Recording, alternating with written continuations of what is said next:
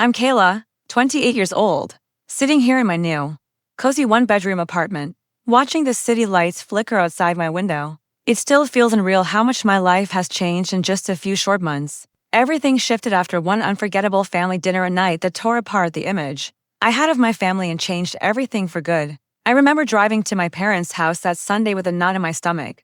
It had been 6 months since our last blow-up. The day I stormed out, slammed the door, and swore I'd never go back. But a small part of me, still hoping for peace, agreed to their invitation. When I arrived, my mom greeted me with an overly cheerful hug, pretending like our last fight had never happened. At first, dinner went surprisingly well. She made my favorite lasagna, and they asked about my trip to Europe. I started to think maybe, just maybe, this was a fresh start, a chance to rebuild what was broken. But after dessert, the real reason for the dinner came out. My mom casually mentioned that they'd seen photos of my new apartment on my cousin Lily's Instagram. My dad chimed in, noting it was in a nice, pricey area. That's when I knew where this was going. My sister Ava, always a golden child, rolled her eyes and said, "Come on, Kayla. Everyone knows you sold Grandpa's cabin. It's all over the local news." My mom leaned in and asked, "How much did you sell it for?" I froze, wondering if I should lie. But there was no point. 800,000, I said quietly. The room went silent. My mom's face went pale. My dad looked stunned. Ava's shock quickly turned to fury. "You had almost $1 million and didn't tell any of us? Mom and Dad are struggling to pay for my wedding, and you've been pretending you're broke." I couldn't believe what I was hearing. I let out a short, bitter laugh. "Mom and Dad paid for your college, bought you a car, covered your rent for years. You've had everything handed to you, and you still think you're the victim?" Ava snapped back, "We're family, Kayla. Families don't hide money and go on fancy trips while everyone else is struggling." I stood up, feeling completely drained. "I have to go. Thanks for dinner." As I reached for the door, my mom grabbed my arm. "Kayla, please, let's not fight. We were just thinking maybe you could share some of your good fortune with the family. After all, if we hadn't given you the cabin." I cut her off, pulling my arm away. "You didn't give it to me out of kindness. You dumped it on me because you thought it was worthless and didn't want to pay the taxes. If you'd known what it was worth, you would have sold it yourselves."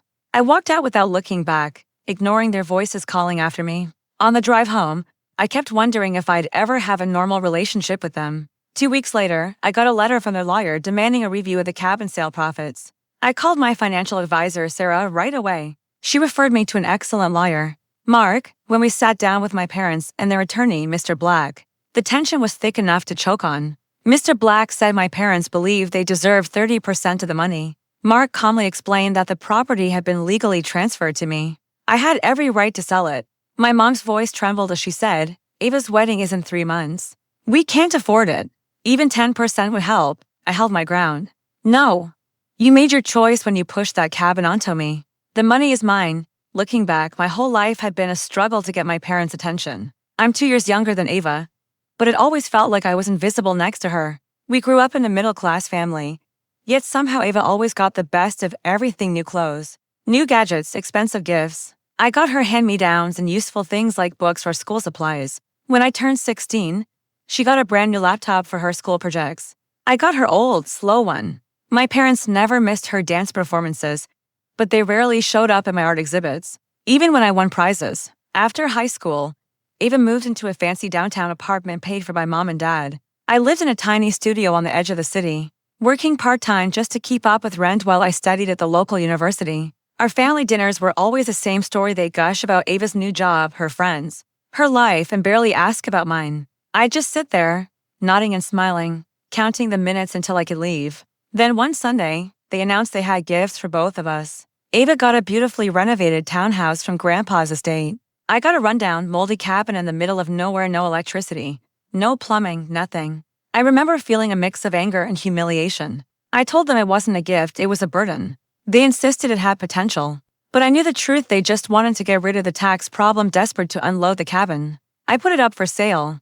For months, there were no bites. I thought I was stuck with it forever. Then suddenly, offers started rolling in and the prices kept climbing. It didn't make sense. Suspicious, I called my friend Mia, who worked in real estate. She told me a massive eco-village project was planned in that area by Greenfields Development.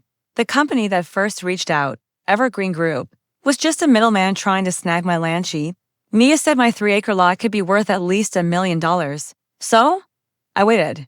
After tough negotiations with Greenfield's reps, I finally sold it for $800,000 with that money. I paid off my student loans, bought this apartment, and invested the rest with Sarah's help. I still work, but now I only take on projects I actually enjoy. I've even started donating to charities that help kids from tough backgrounds, kids like me. I've accepted that I'll probably never have the kind of relationship I once wanted with my family. But that's okay. I found my freedom, my confidence, and my peace of mind. In a strange way, I'm grateful to them. If they hadn't dumped that useless cabin on me, none of this would have happened.